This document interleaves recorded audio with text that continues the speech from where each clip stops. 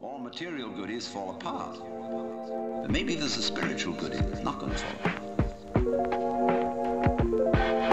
But in that quest, the quest is not different from the quest for the candy bar. Same old story. Only you've refined the candy bar and made it abstract and holy and blessed and so on. So it is with the higher self. The higher self's your old ego. And you sure hope it is eternal, indestructible and all-wise. But then the great problem is how to get that higher self working. How does it make any difference to what you do and what you think? I know all kinds of people who've got this higher self going, practicing their yoga, but they're just like ordinary people. Sometimes a little worse. And they can fool themselves. They can fool themselves. They can fool themselves. They can say, for example, well, my point of view in religion is very liberal. I believe that all religions have divine revelation in them. But I don't understand the way you people fight about it. You fight, say that we, Jehovah's Witnesses, have the real religion. Others say, well, we Roman Catholics have it. And the Muslims say, no, it is in the Quran. And this is the right way. This is the right way. And somebody else gets up, and he may be a rather highbrow Catholic, and say, well, God has given the Spirit through all the traditions, but ours is the most refined and mature. And then somebody comes along and says, well, as I said, they're all equally revelations of the divine. And in seeing this, of course, I'm much more tolerant than you are.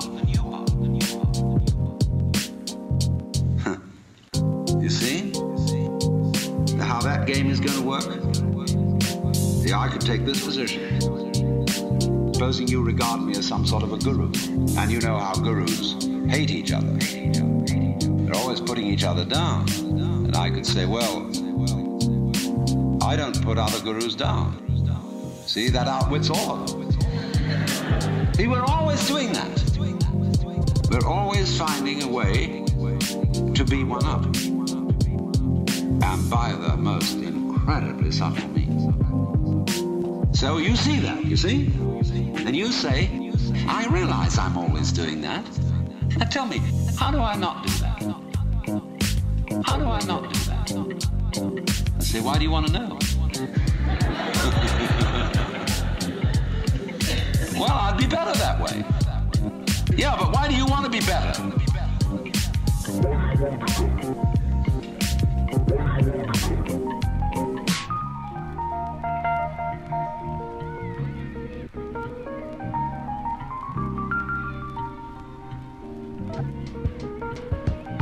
You see, the reason you want to be better is the reason why you aren't. We aren't better because we want to be. Because the road to hell is paved with good intentions. Because all the do-gooders in the world, whether they're doing good for others or doing it for themselves, are troublemakers. Troublemakers. On the basis of kindly let me help you or you'll drown, said the monkey, putting the fish safely up a tree. Kindly let me help you or you'll drown, said the monkey, putting the fish safely up a tree. Kindly let me help you or you'll drown, said the monkey, putting the fish safely up a tree. Kindly let me help you or you'll drown, said the monkey, putting the fish safely up a tree.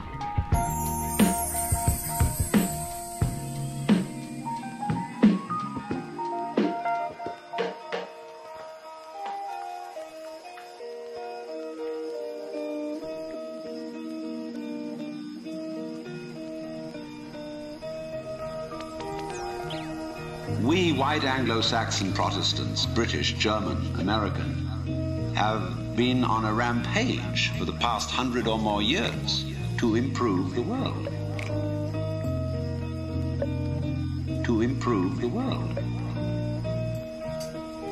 We have given the benefits of our culture, our religion, our technology to everybody, except perhaps the Australian Aborigines. And we have insisted that they receive the benefits of our culture, even our political styles, our democracy. You'd better be democratic, or we'll shoot you. And having conferred these blessings all over the place, we wonder why everybody hates us. See, because sometimes doing good to others, and even doing good to oneself, is amazingly destructive. Because it's full of conceit.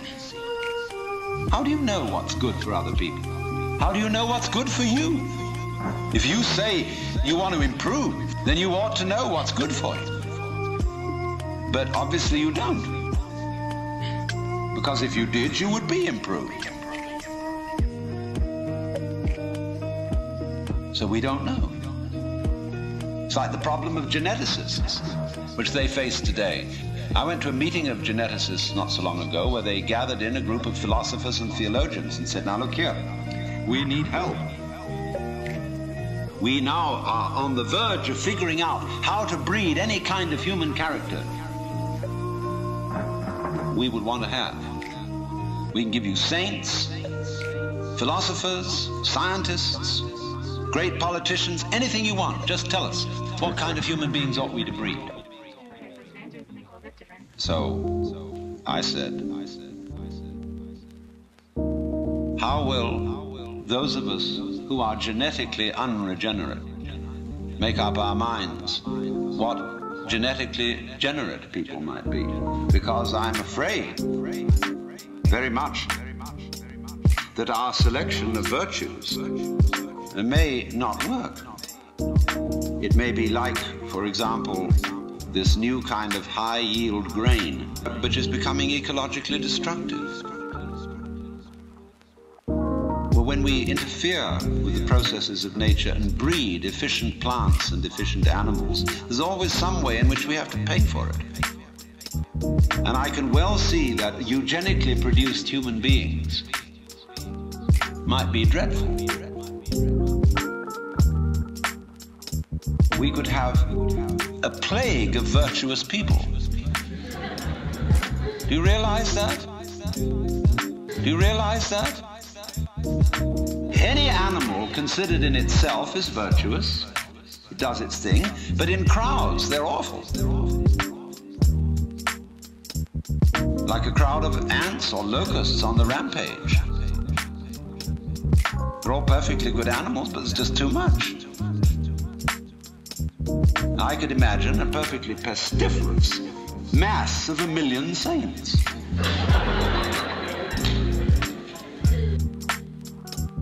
So I said to these people, look, there's the only thing you can do. Just be sure that a vast variety of human beings is maintained. Don't please breed us down to a few excellent types. Excellent for what? Excellent for what? We never know how circumstances are going to change and how our need for different kinds of people changes. At one time, we may need very individualistic and aggressive people. At another time, we may need very cooperative, team-working people. At another time, we may need people who are full of interest in dexterous manipulation of the external world. At another time, we may need people who explore into their own psychology and are introspective. There is no knowing. But the more varieties and the more skills we have, obviously, the better. So you see, here again, the problem comes out in genetics. We do not really know how to interfere with the way the world is.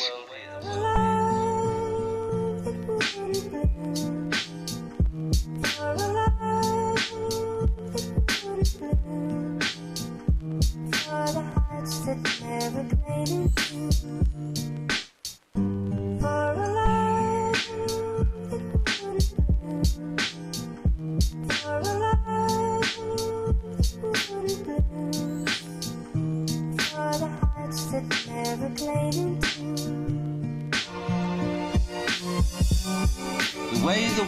actually is an enormously complex, interrelated organism. The same problem arises in medicine because the body is a very complexly interrelated organism. And if you look at the body in a superficial way, you may see there's something wrong with it. Here's chickenpox. And there's spots that itch that come out all over the place. Well, you might say, well, spots are there, cut them off. So you kill the bug. Well, then you find you've got real problems. Because you had to introduce some bugs to kill the bug. It's like bringing rabbits into Australia.